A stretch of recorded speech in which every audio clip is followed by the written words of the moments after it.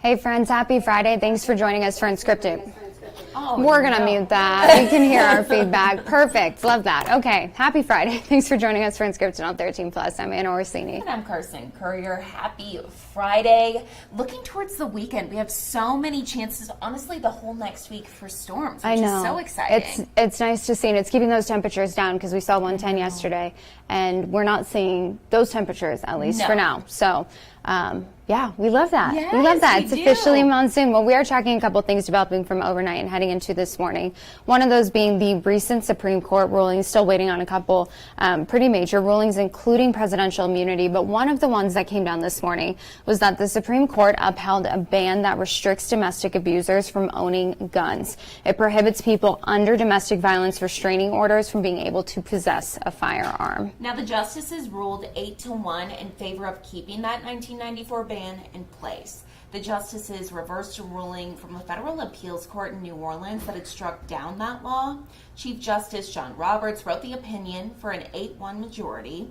Justice Clarence Thomas filed a lone dissent. Now, of course, keeping an eye on a couple different rulings as well that we're expecting sometime in the near future. The presidential immunity one that relates to former President Donald Trump and some of the federal cases that he is facing, as well as the Idaho abortion decision, whether or not women can get abortions there within hospitals if it comes down to being a life-saving procedure. So those are a couple major ones that we're keeping an eye on just heading into next week. So, of course, be sure to stay with us for the very latest on those. And surprise, surprise, it's hot outside. No new news for anyone here in southern Arizona, but it's actually a huge surprise for a lot of these places across the nation that aren't used to seeing temps in the 90s, temps in the triple digits. We know that these temps are actually dangerous. More than 100 million Americans are under heat advisories this morning, watches, heat warnings through the weekend across the Northeast and Southwest. So widespread upper 90s, even triple digits possible for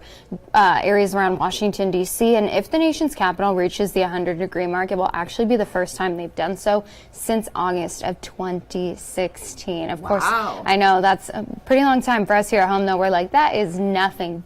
Good news, though, looking out at from Mount Bigelow this morning, we're seeing some cloud cover, which is nice because even though we still have triple-digit temperatures, it does, I think, mentally, it makes it feel a little less cool outside. Yeah, we have 13 First Alert forecaster Allie Potter here with us. So, yes, the cloud cover helping a little bit. But this morning, I know, especially when we were heading to work, sun wasn't even out yet, and it was disgusting. I know, it's all muggy. I said it smells wet. It just smelled wet outside. Yeah. But it wasn't wet, which was confusing. So we didn't get any rain yesterday, right? Well, other parts of the region did. Lucky ones on the east side. But yeah, muggy, and our dew points are up. We're seeing gusty winds though right now. Really, I mean, like hang on to your hats and your hair because it's going to just be flying everywhere today though. We're expecting more so rain and then those winds. But yeah, just muggy. You're just gonna feel wet. Gross. You know? Yeah. That time of year. The humidity. But it's nothing like Florida or Texas. Oh, or gosh, yeah. So we'll take this type of humidity, right? Right now, though, 28 miles per hour in Tucson. Our humidity level is not too bad. We're still at 33%, but typically we're around 5 this time of the hour. Those gusty winds we clocked in right before 8 o'clock, 38 miles per hour for Tucson, 25 in San Manuel, 21 in Sierra Vista, 30 if you're in Nogales.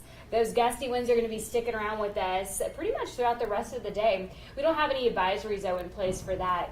31 if you're in Safford and Tucson, 23 miles per hour for Wilcox, 22 if you're in the Bisbee area. That's going to continue, in fact, as we head into the rest of our afternoon. Eventually, though, dying down when it comes to those wind speeds, but picking right back up, though, before your dinner hour at 34 miles per hour. Current temps right now, 94 in Tucson, 82 Sierra Vista, 90 for Nogales, 97 in Marana, 86 for Safford, 84 if you're in Douglas. It just looks muggy out there. Ugh. But we did it. Yesterday, in fact, we reached our first 110 of the year, so we could put that behind us now.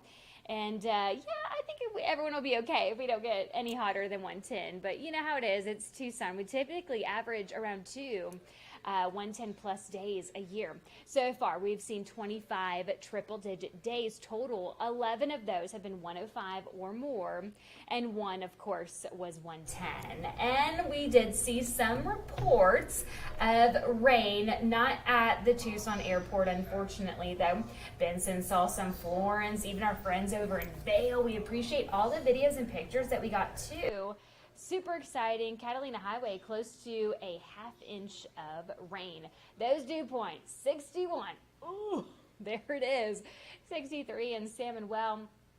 53 for Bowie, or 63 for Bowie. We like to be around 54 when it comes to really seeing those monsoon storms start to make their way into town. That chance for rain continues Friday, Saturday, and Sunday at a 50% chance for rain, a 40% on Monday, 30 by your Tuesday. Your 13 first alert radar is dry and clear right now. Pick up a little bit of moisture near Douglas, and overall just cloud coverage for everybody else. But those storms are popping up later on this afternoon by 2 o'clock. We're seeing them make their way into town. We do like to see more of those cells when it comes to the red and the orange. That's more significant rainfall that we pick up. Tucson, just a little bit of spotty when it comes to that moisture.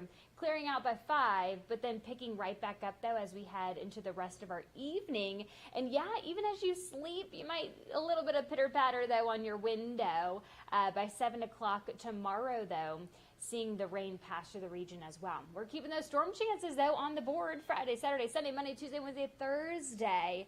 Temps are staying in the triple digits. However, we do need the heat, though, to produce those storms.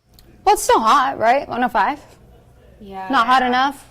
It's not 110. No. That is true. We'll take it, though. I like this this is the first time in a long time that I've been like, you know what, I'll take that 7 day. That's true. okay. That's very true. I can deal with You're that. thinking positive. I can handle it. Exactly. Hey. Our overnights, though. Oh, it's, yeah, we aren't getting any When you guys relief. came into work, I bet it was like, whoa. It was disgusting. Yeah. Usually it's warm Yeah. overnight, Right, not but bad. not hot. Right. Like, Yeah. you're not sweating by the time you get in your car. Exactly. So, Tis the season. tis Yay! this season. Hopefully we get some measurable rain and it can cool us down a little Well, bit. that's what's nice, though. We see these temperatures and they're so hot, and then all of a sudden the storms come, and it's so nice outside. It just Yeah. cools things down. It's like, oh, Even if it's just like briefly. yeah, we'll take it. We'll take And we really will. whatever we can get at this point. Well, thank you, Allie. We Thanks, Allie. appreciate You're it. welcome. And of course, as things do heat up outside, a lot of you are probably looking to head out to the pool, maybe the lake, maybe lucky ones, going to the beach. But with anything that you do outside this time of the year, especially anything around a body of water, safety is such a huge priority. Absolutely. And our very own Jack Cooper, he has some tips that you should know if you're a parent, whether you're looking for a life jacket for yourself or one for your child. I actually learned some tips here about pool floaties. So we're going to go ahead and toss it on over to him.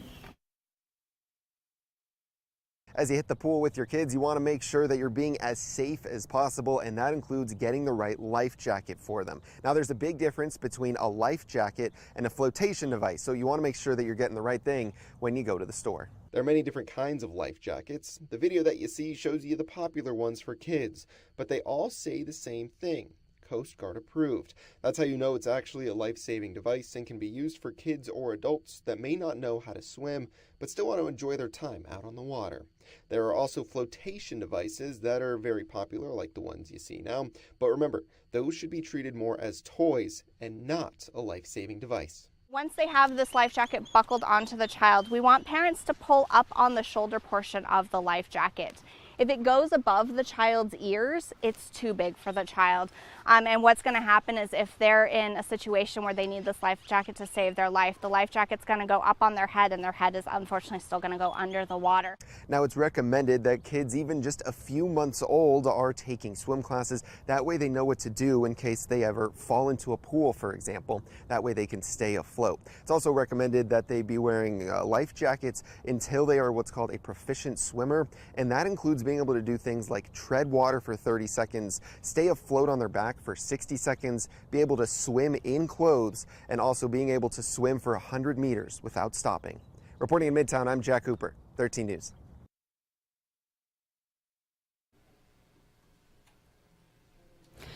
Well, Carmela, trending this I morning. know this story. Okay, so Well, I'll get out of the way here. kitten stuck between semi-truck's wheels rescued. That's the good news. Please look at that poor baby cat. So this happened in Ohio. A truck driver, thankfully, he saw him, spotted the little guy who was wedged up in between the wheel.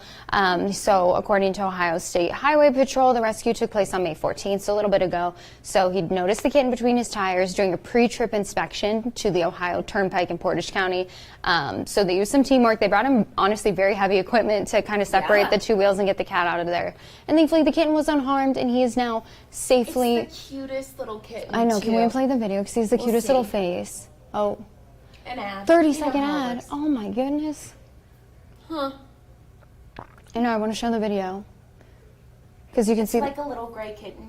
he's His blue teeny eyes. tiny. How did he get in there? I don't know. Cats are just so curious. And Yeah, and they can go anywhere. Yeah. It's terrifying. I do actually. like the fact, though, because my mentality when I was first watching it was like, okay, well, if he can get himself in, he can get himself out. Like, you could get him out. But I like that they brought in the heavy equipment to get him out in, like, the safest way possible without harming him.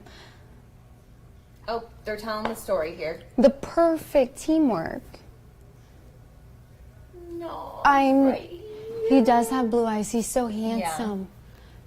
And Oh, so, there look, we go. they brought in, like, the heavy-duty rescue equipment and went and separated those two tires. And thankfully, this truck driver saw that. I know. I can't. It made me nervous the first time watching it. Separated him. Boop. Get him out. I love that they're using this as a PR opportunity. Check your tires for cats. I know, me too. Yeah. I was kind of surprised. I was like, I kind of hope the truck driver rescues him, but he didn't. But he'll find a new family with a story like this. I know. So Absolutely. he's at an animal shelter in Ohio. Ohio, yeah. He is the sweetest boy. Could you imagine explaining that to your boss, whatever trucking company you work for? You're like, so there was a kitten stuck in my wheel and I actually can't leave today because it took 5 hours or whatever. Oh, there's the moment we're waiting for. Look at how cute he is. And then, boop, in the box. Why are they shutting the box? Probably so that he doesn't jump out in the roadway. That'll do it. Could you imagine they spend all this time rescuing the cat and it runs down the street? Oh my, okay, moving on. Intrusive thoughts. Okay, check this out. If I were to have This is Anna's favorite. if I were to have like a soul animal, it would be this guy Pepper. Okay, so Pepper, the potty mouth parrot, is looking for a forever home. So he lives in New York, upstate New York, and he was turned over to a shelter there, the SPCA. And this is what the SPCA had to say about him in a Facebook page. If you think Pepper's feathers are colorful, you should hear his language. So Who taught this parrot these words? whoever he was with before. So that's Pepper. But yeah, apparently he knows some very, choice words. I think parrots are hilarious. I can't wrap my, because that's the thing, is that like, oh no. I think she was wearing my dress. Cute twins. But like with parrots, whenever they respond, so you ask them a question and they say like yes or no, or they like, does he know the implication of the words that he's using, or does he just say them to think say he them, knows. or he knows the context? So when they respond to questions, do you think they're actually answering the question? No. They're just doing what they're trained to do, which is give you the response that then you react to. Actually, I don't know, because remember when Jack was interviewing... That's that what I'm woman talking parrot? about. And she kept asking the parrot questions and it was he would responding. answer. So that's what I don't get. Do they know what they're responding to, or do they wait for a reaction from like the human? So if you're like, Google it? I feel like this is a whole side Google. There's probably Reddit. If you have a parrot, let us know. If you've had a bird, weigh in. Honestly, reach out to us if you have a parrot. We'd love to have him as a guest on Unscripted on 13 Flesh. So just put him up here. He can talk. you imagine? No, I can't. Especially if it's like this parrot. So anyways, a lot of people were really moved by the fact that Pepper has this colorful language. They had to shut down the applications for his adoption. 400 people applied to adopt this parrot. Among the people who applied, they said, was a guy named, gosh, what was his name? Let me check. It was... Well, there was a Navy sailor, an ex-Navy sailor. Wild Bill. Wild Bill is what this man goes by, and he owns a saloon in San Antonio, so I'm sure that he's a character. And then there was an ex-Navy sailor who on their application said that their language is a perfect match for Pepper's. Perfect. So Also, I love his name. Pepper, It's really cute. it is cute. It's spicy. Pepper like the carrot. like him. Yeah. So they've narrowed it down to 10 people. Okay. The 10 people have to now provide proof of where Pepper would live, what the enclosure would look like. Yeah. They also said that they will not be doing any long distance shipping. So like, for example, if they pick Wild Bill from San Antonio, he would have to go to New York and pick up Pepper and transport him himself. Wonder how Pepper is in the car. Long road trip with Pepper. Screaming the entire time. Yes. Listening to Megan Thee Stallion. Pepper. That's what he does. But so Pepper. Teaching Pepper a rap. That's what I would do if I had a parrot. I'd be like, listen to these songs. But so Pepper is now, he's not up for adoption until next week. So they're going to take him to the vet, get him all cleaned up, get him his little check before he goes to his new home. So hopefully we'll get. I want to know who got rid of Pepper in the first place. I don't know. And who taught him this language? I know. You just put that man out into the world to fight for himself after teaching him all this language. Sounds like a character. Yeah, some big character in that little bird. So hopefully we'll get an update and see who his new parent is. But yeah, that's Pepper. Pepper the parrot. Pepper the parrot. Big parrot girls. Pepper the old cursing parrot. Good for him. Well, taking a look at some other stories today. If you have not done it yet, if you've not gone to work yet, you still have time to turn around. Go grab your dog and bring them to work with you, because today is Take Your Dog to Work Day. Nobody told me in Carson about this before we got to work. I know, it's sad. Here's my whole thing. There's so many national days now. I think there's like a national day for almost anything. I look at that calendar all the time. There's like 5 different national days on any given day. Oh, for sure. So can you imagine just bringing your pet to work? Your boss is like, excuse me? And you're like, it's National Bring Your Pet to Work Day.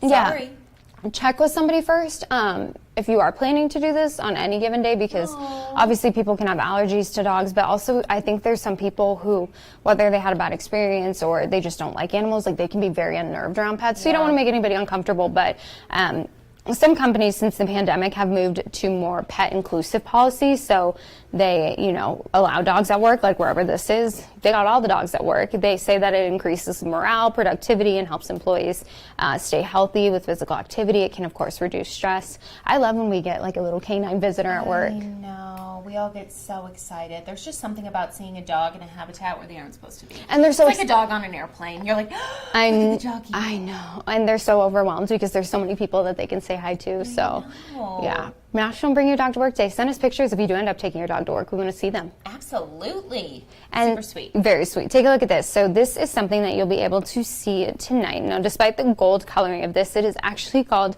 a strawberry moon. And the summer solstice brought us an opportunity to see a full strawberry moon. So this will appear low in the sky. So it stays pretty close to the horizon. Now, despite its name, it is a gold kind of color, gold shade to it. It's not red, it's not pink. The full moon started Thursday night and it will end Sunday morning. Yes, so it will be its fullest on Friday night. That will also be the best time to view the strawberry moon, just before dusk.